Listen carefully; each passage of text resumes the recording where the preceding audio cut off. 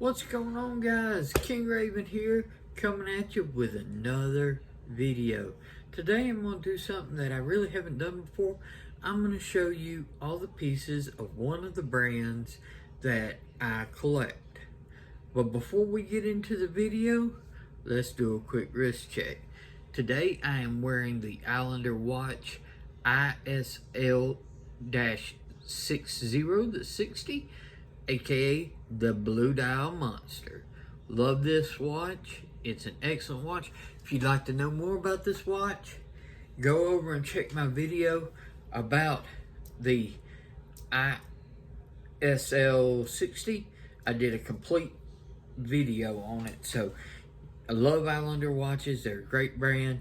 Highly recommend them. Check out my video on this Blue Monster and let me know what you think. So I'm going to go over one of the brands that I like to collect and show you each of the pieces that I have in that brand. So let's get this video started. Let's flip around the camera and we'll get on to it. Okay guys, so let's get into talking about one of the brands that I collect. If you watch this YouTube channel, or if you follow me on Instagram, you've probably seen some of these knives. But one of the favorite brands that I like to collect is Off-Grid Knives. Yes, we're talking about Off-Grid Knives today. I'm going to go over all the pieces that I have in Off-Grid Knives. They are an excellent brand, great designs, some very unique designs that other people aren't doing. Very good quality. I love Off-Grid Knives. Let's set this little coin here for a little visual effect. I'm not going to flip over the coin, otherwise it'd give away one of the knives that I'm going to feature here on this video. So let's get this started. The first piece of the Off-Grid knives that I want to show is my Viper EDC. This is a great Tonto knife. Really good blade to handle ratio. It's pretty close to a 1:1. It's a liner lock, good liner lock, but it also has this little switch you can flip and it locks the liner from being able to close. Really great if you're needing to do some real hard work. You can use it or not use it. The liner's gonna lock up just great anyway. So really good in hand. Love the way it feels. Real thick, strong Tonto. I mean, this is just an excellent knife. I love the Viper EDC. So let's set that right up here. Okay. Next knife we're going to talk about is a more unusual blade, but that's one reason why I bought it, for it being not the traditional cookie cutter, and that's going to be the Off-Grid Knives Raptor. Okay, so this is a smaller knife, but that blade shape, you've got a straight edge, then you've got this sort of like curve right here with this point, so you effectively have 2 points.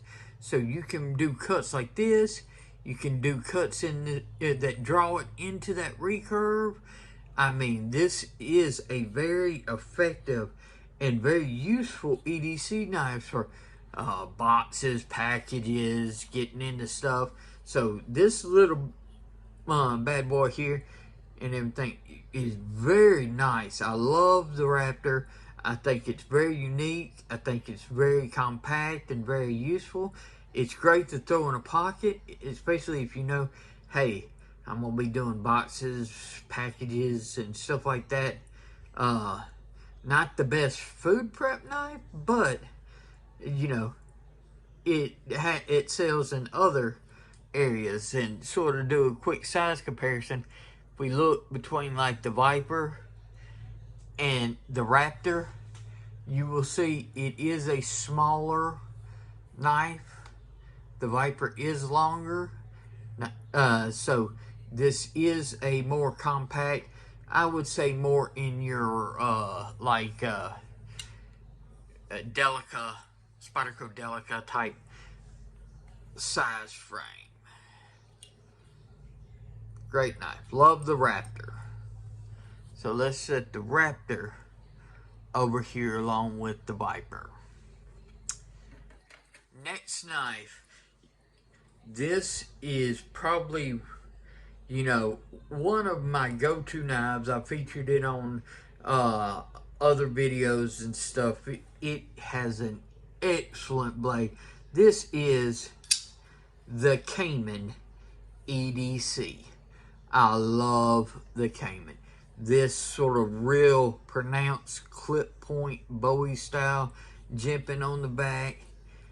Just great knife in hand. Capable, you can do anything from food prep to boxes, packages, anything you want. This is an excellent EDC knife. The Cayman EDC is stellar. And if we're doing like a little size, you can see the Cayman up against the Raptor and the Viper. So if we look, the Cayman is definitely larger than the Raptor. It is closer towards the size of the Viper. Still got a little bit of blade length on it, but real close to the Viper. So you've got the Cayman, you've got the Raptor, and you've got the Viper. Excellent knives. Love them. Great ergos. Just all round good and good value too, in my opinion. So let's set the Viper, the Raptor, and now the Cayman right over here. Okay, so the final knife of my off-grid knives collection, and it's my newest member of my off-grid knives. This is the Off-Grid Knives Scorpion. Let's flip around this coin and you see Off-Grid Knives Scorpion.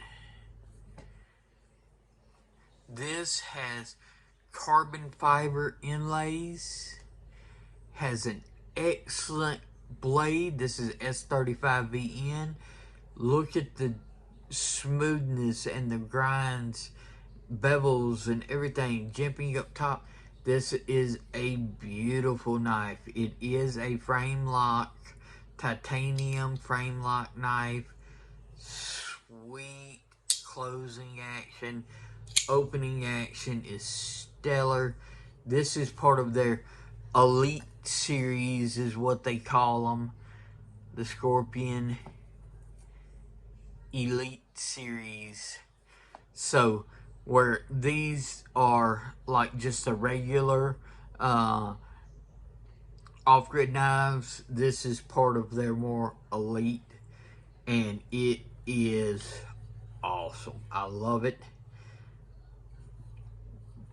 Very, very nice. I highly recommend the Scorpion. They've got a couple of different variations, different blade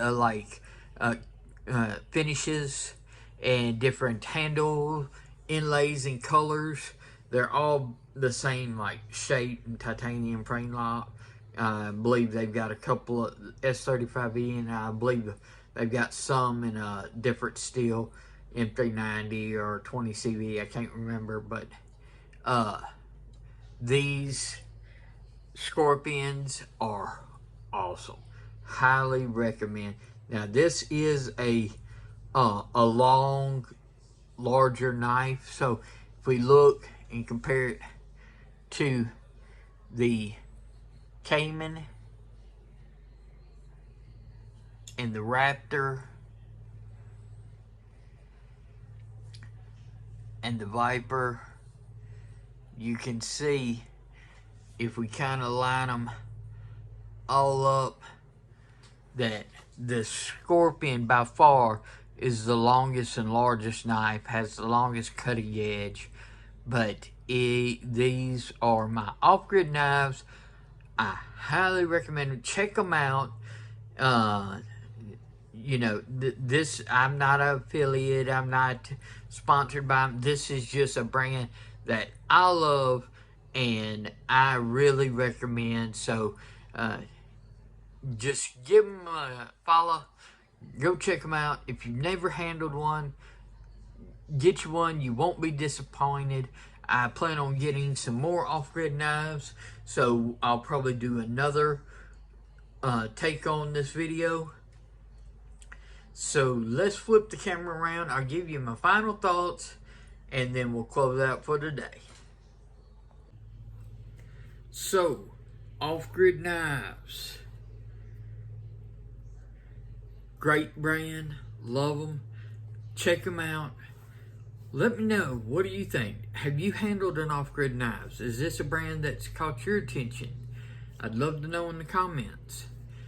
Also, do you have specific brands you collect, or do you just say, oh, I like that knife and I see it, or I like that knife? Do you gravitate towards certain brands? I know if you've seen my collection, most of mine is Hinderer, Spyderco's, Ferrum Forge, and off-grid knives.